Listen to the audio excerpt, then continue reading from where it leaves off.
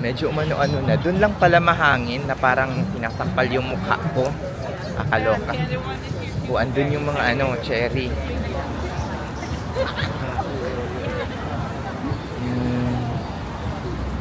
Sarap.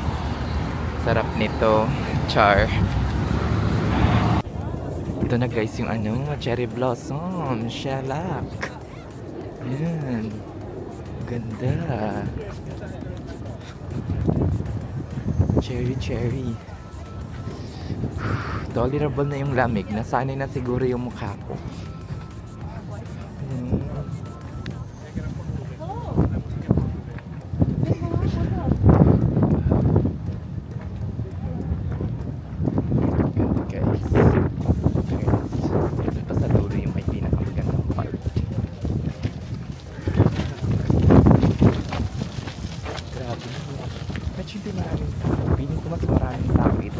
Pag weekend. Ito grabe. Hindi pa siya masyadong bloom. Bloom na ba yung ganito? Parang hindi pa siguro. Dinig ko dun sa airport, ano eh. Parang magbo-bloom to in about 2 weeks. Ganyan. Ngayon guys. Fuck. Hindi natin masyadong inabot. Yung mga ibang puno hindi pa siya naghahanap. Pero pwede na. Guys, this is so beautiful. In fairness. Hawakan natin kung anong feeling. Cherry blossom. Oh my gosh. Pwede kayang pumitas. Char. Pwede kayang ano, pumitas.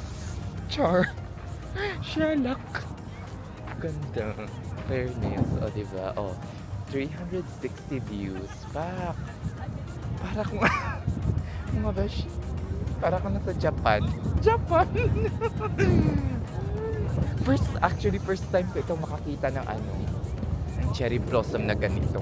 Pero naman sa Alhada, yung parang jacaranda something. Pero sa ibang bansa, feels like nasa ibang ano ka. Fuck. Diba? Shellac. Cherry blossom. Ay, mag-selfie tayo dito kung wala man.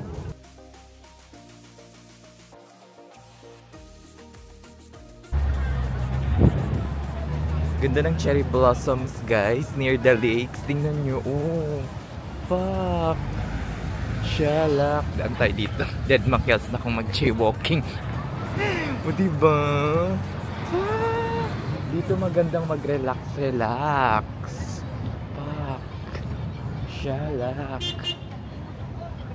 OMG. Diba? Malapit siya sa lake. Oh my god, this is so beautiful. Shellac. Diba? Pak. Ay, gawin ko tong ano. Pak. Diba? Oh my god. Really nice. Pamahalog pa yung camera. This is so beautiful. Yeah. Ito talaga yung ano, reason to travel. Travel while you're young. Ay.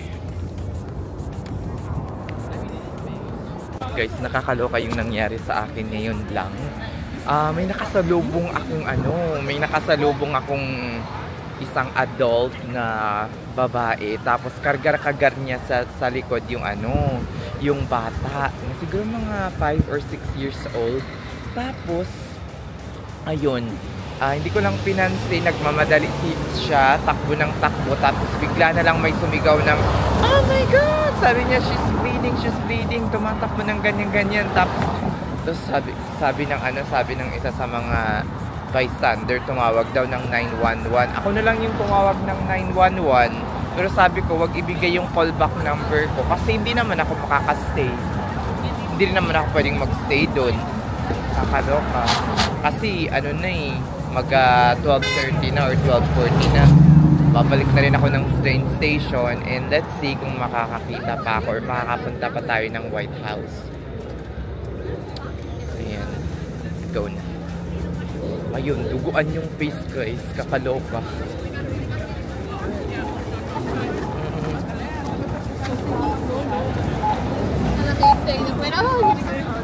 Sarap.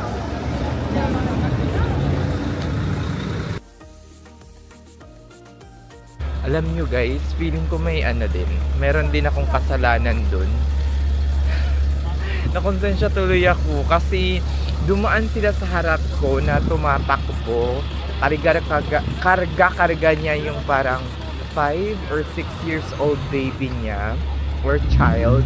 Tapos tumatakbo siya. Ewan ko kung anong hinahabol nila. Siguro hinahanap niya yung husband niya or yung daddy ng bata. Dapat siguro sinaway ko na lang or pinigilan ko na lang. Pero naano rin ako na parang akala ko naglalaro lang. Ayun, wala pang 5 or 5 seconds, 10 seconds, may sumigaw na, ay! Sabi niya ganun, merong nakabulagta na. Siya na yun talaga. Pagkakita ko, duguan yung face dye. Shalak. Ayan. Bisaraha. Ano ba naman to? Wala ditong cherry blossom sa malapit. Doon lang. Ayan. Tak. Medyo busy ang street na to ah.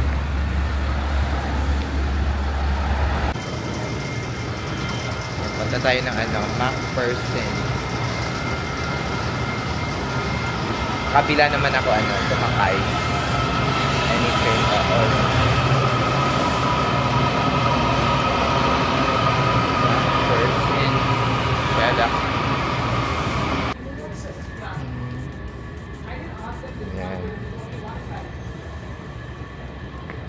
Bisaraha pa more. Shalak. Yala, mga shalak. Makikita na natin yung bahay ng lolo ni Anissa. Ay, dating bahay pala ng lolo ni Anissa. Beshi! Kita ko na tama ba itong pinadaanan ko? Sana tama. Explore pa more, tapos wala pala day. Ay. Sarap. Wow.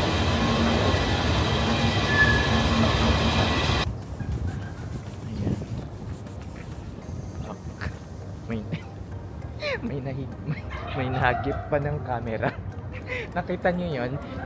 Charling lang. Nasaan na ba ang White House day? Ano to? Ano ba tong building na to? Department of Veterans Affairs. Shalak. Kaya siguro mahal yung mga hotel ngayon sa Washington DC kasi napakaganda ng weather.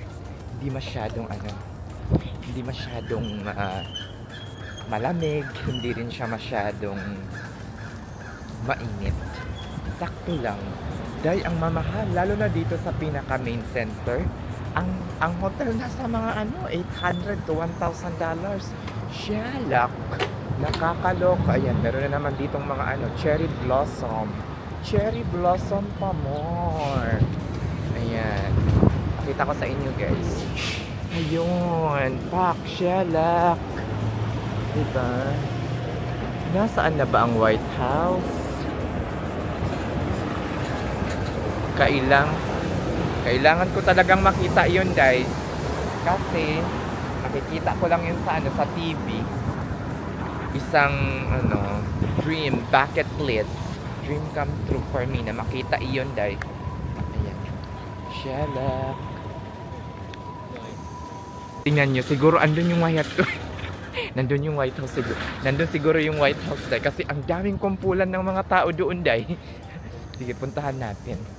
Baka yan na yung dating bahay ng lolo ni Anissa, si Lolo Biden.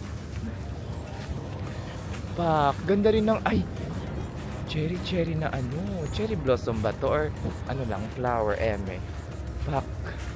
Nyo guys, ito pakita ko sa inyo. Ito guys, diba? Very beautiful. Shalak. Yan, Ayan guys, so kikita na natin yung White House. My God, dream come. Dream come true talaga to para sa akin. Imagine niyo guys, isang probinsyano. Sino mag-aakala na makakarating ako ng Amerika at makikita ko ang White House? Hoy, shelak! Nakakaloka. Dream come true. This is American dream. Diba? Sino ba naman mag-aakala isang average na estudyante? Diba? Na nangarap lang na pumunta ng Amerika. Ay, kumusta? Nanyo guys, parapit na ako guys. Hindi tayo makakapasok syempre, pero sa labas lang ay ito na ba yung White House? Ito na yon. Fuck. Tingnan natin guys. Nyo guys. Ayan, pakita ko sa inyo. Ayan tayo yung camera. Oh, ito na ba yun? Oh my God, shalak. Grabe guys. OMG. Ano kayang ginagawa ni Trump sa loob day? Fuck.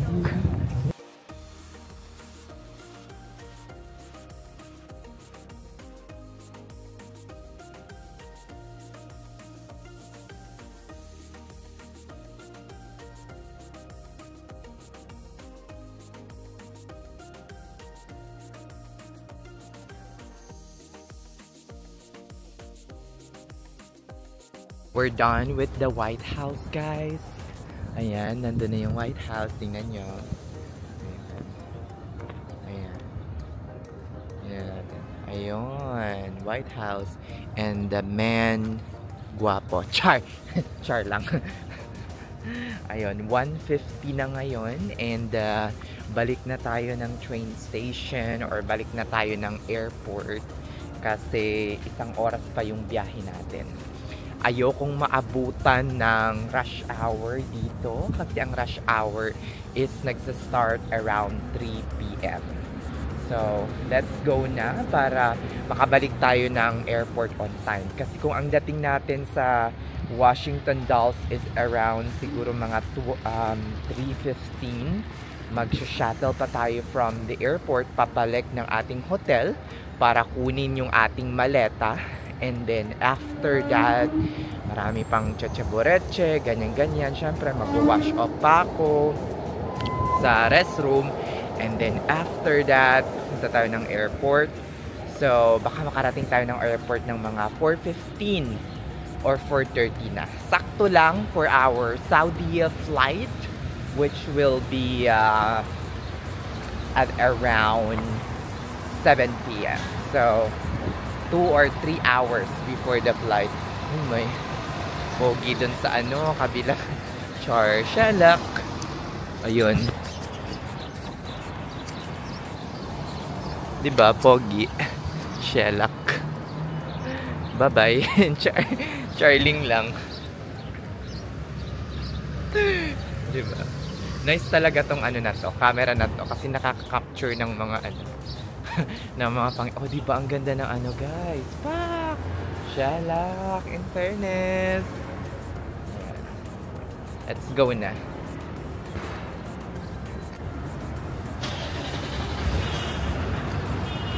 Ayan. Mga dito, mga police dito guys, makalaglag makalaglag virgin.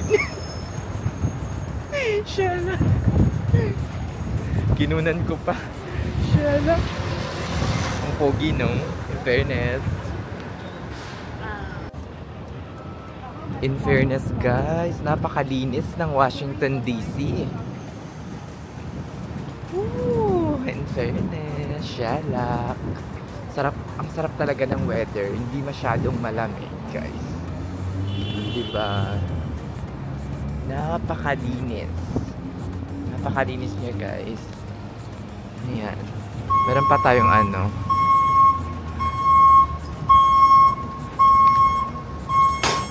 balik na tayo, mga shala. Ayan. Tiningnan lang yung bahay ng lolo ni Beshi. Nagpicture ng onte and then dara na, mga shala. Balik na tayo ng airport. kasi mas gusto ko mag-relax-relax na lang sa ano, sa lounge. Dilim naman dito sa kanilang ano, train station, guys. Shalak. Be mindful of the priority seating reserved for senior citizens and Guys, medyo madami-dami na yung tao. 2 o'clock pa lang to na what if kung 3 o'clock na tayo umalis, diba? Baka nakarating tayo 5 o'clock na. Marami nang hinto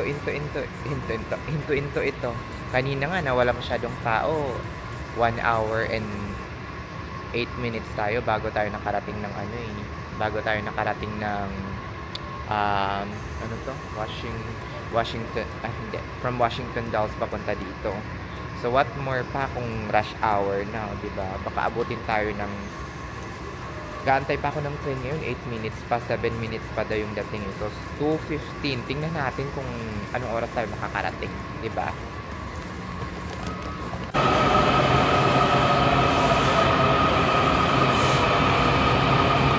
Daming tao sa likod.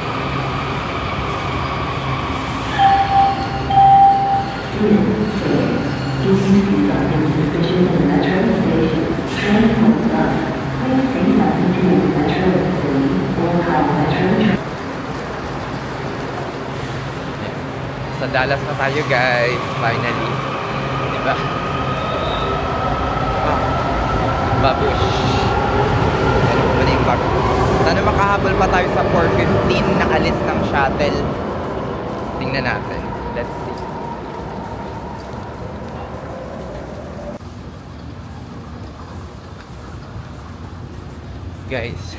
Guys, tama na pala yung dinadaanan ko kanina. Kakaloka. Sige na, mag-escalator lang ako ng 1 up. Puntang garage. See, back shalak.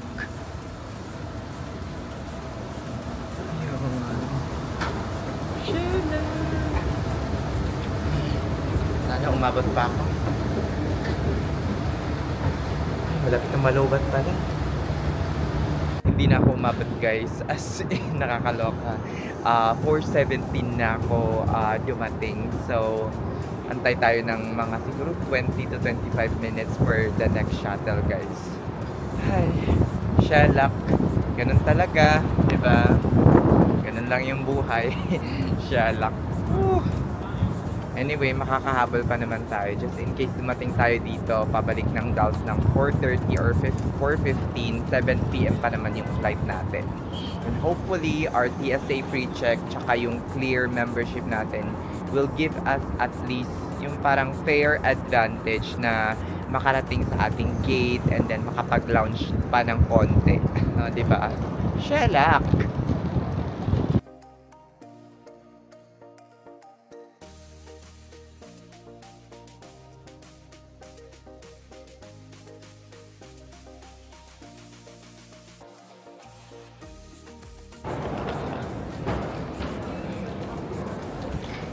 Ayan, guys, kakaano ko lang, kabalik ko lang ng airport, magpo 4:15 na, and let's see, shalak, dito tayo sa ano, 4:15 na, guys, sana mabilis lang to, Isaraha, shalak, tayo, Saudiya counter, bala naman. Dead Makels.